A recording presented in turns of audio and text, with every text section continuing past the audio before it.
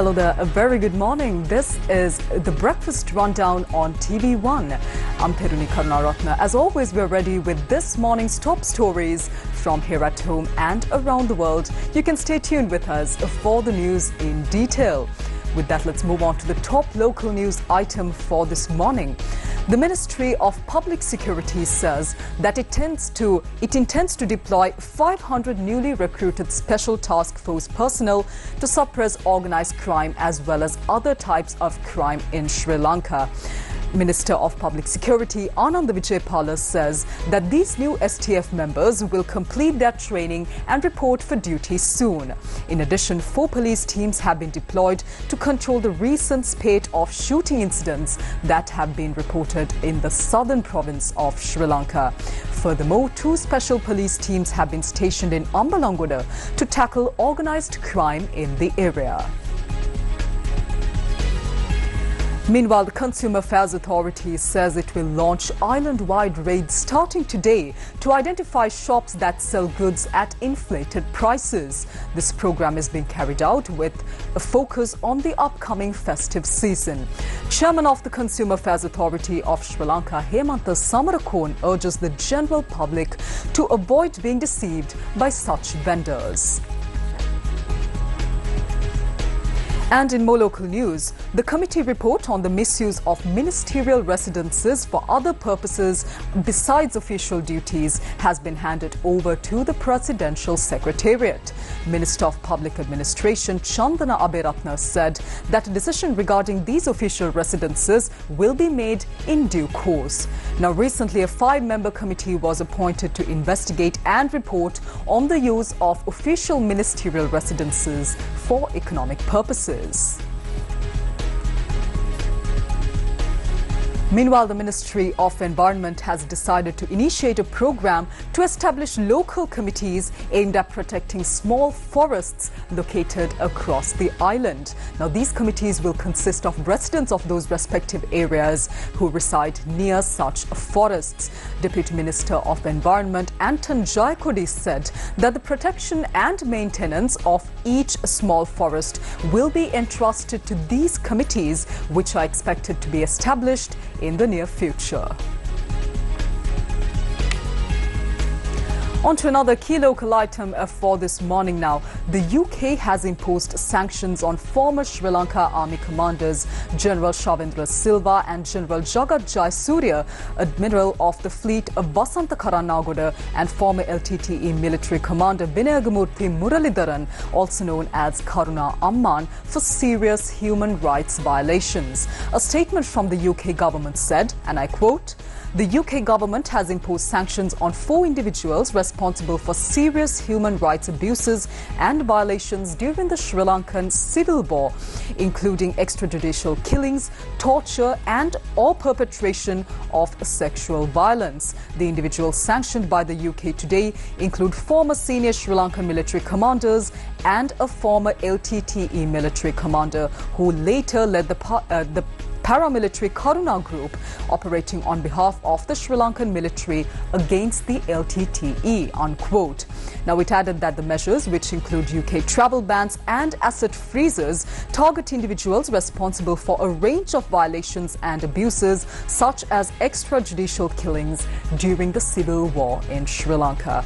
The statement also quoted the Secretary of State for Foreign, Commonwealth and Development Affairs, David Lammy, and I quote, "The UK government is committed to human rights in Sri Lanka, including seeking accountability for human rights violations and abuses that took place during the civil war and which continue to have an impact on communities today," unquote. David Lammy had also noted that the UK government looks forward to working with the new Sri Lankan government to improve human rights in Sri Lanka and welcomes their commitments on national unity. The statement by the UK government also noted that for communities to move forward together, there must be acknowledgement and accountability for past wrongdoing.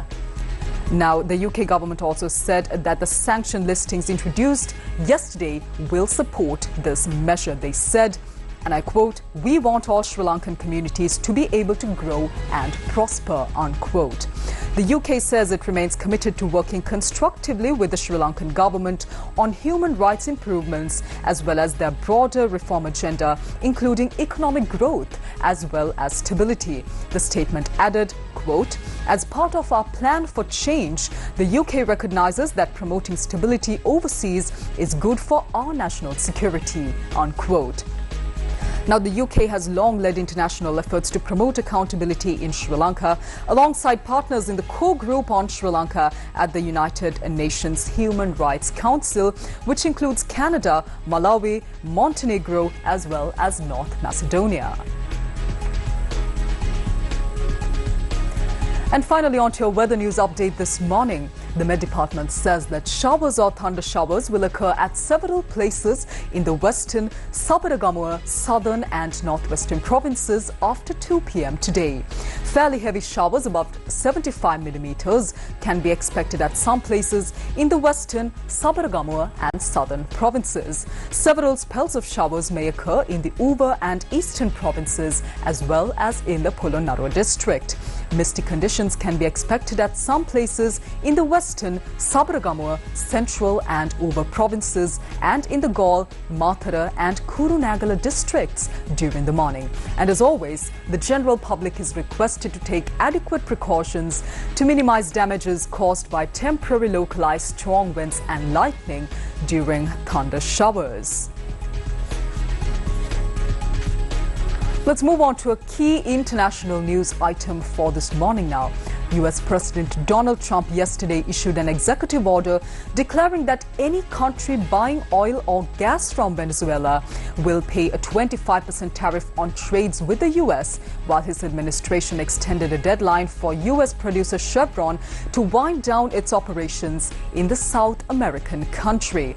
Trump's new policy relieves some pressure on Chevron to quickly exit Venezuela after the US Treasury Department on the 4th of March gave it 30 days to wind down its operations. The latest tariff threat came in a Truth Social post on yesterday morning, in which Trump assailed Venezuela for spurring migration in the United States. He also criticized its government that is led by President Nicolas Maduro.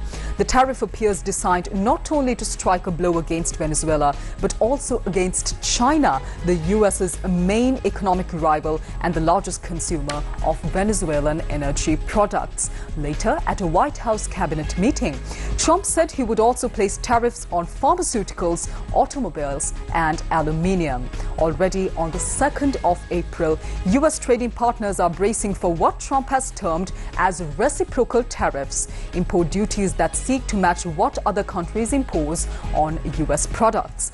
In related news, a federal judge yesterday sharply criticized the Trump administration's summary deportation of alleged Venezuelan gang members, saying, quote, "Nazis got better treatment," unquote, from the United States during World War II.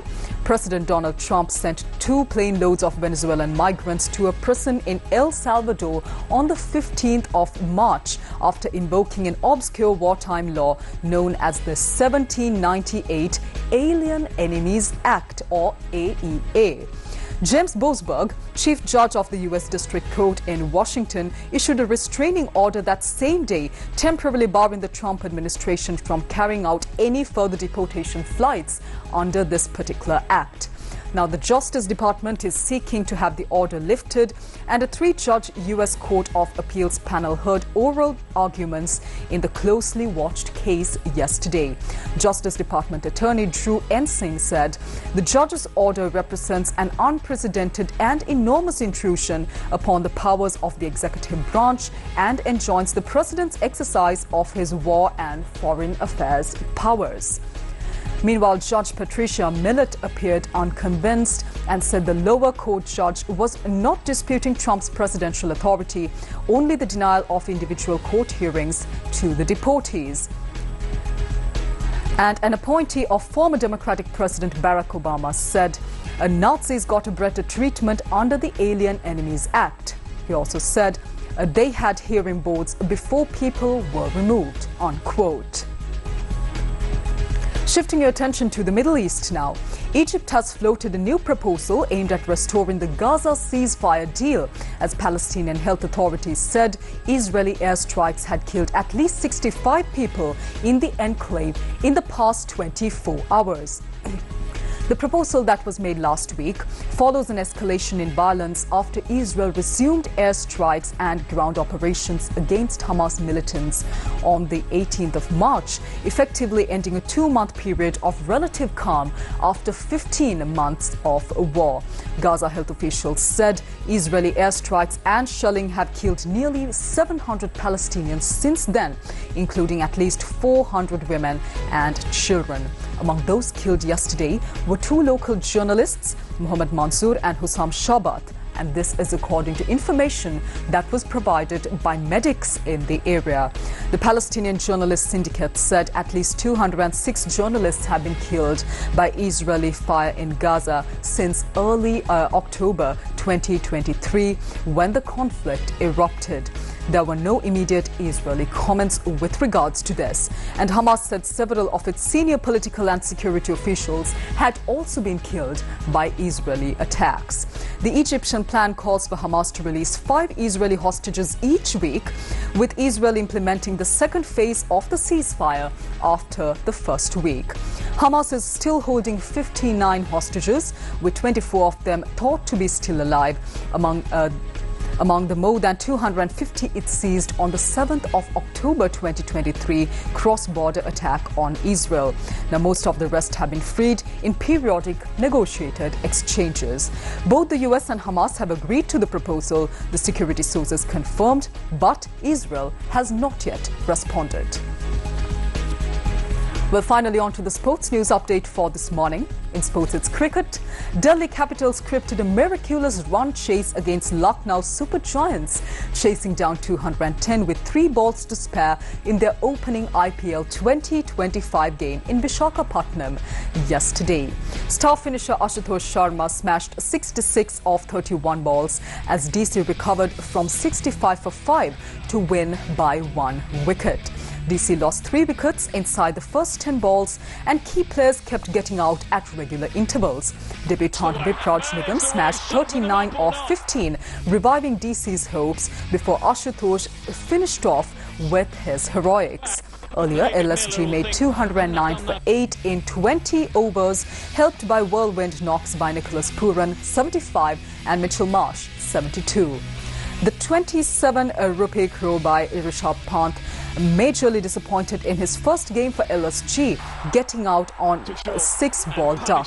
DC had won the toss and elected to bowl first.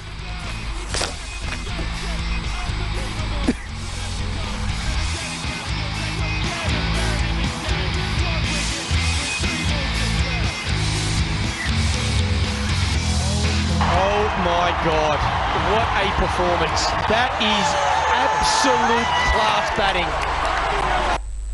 Well, that's a wrap of this morning's edition of the Breakfast Rundown on TV1. I'm Therunee Karunaratne. Do join us once again tomorrow as well, right here, same time, 7 a.m. for more of the very latest from here at home and around the world. Until then, take care. Have a wonderful day ahead.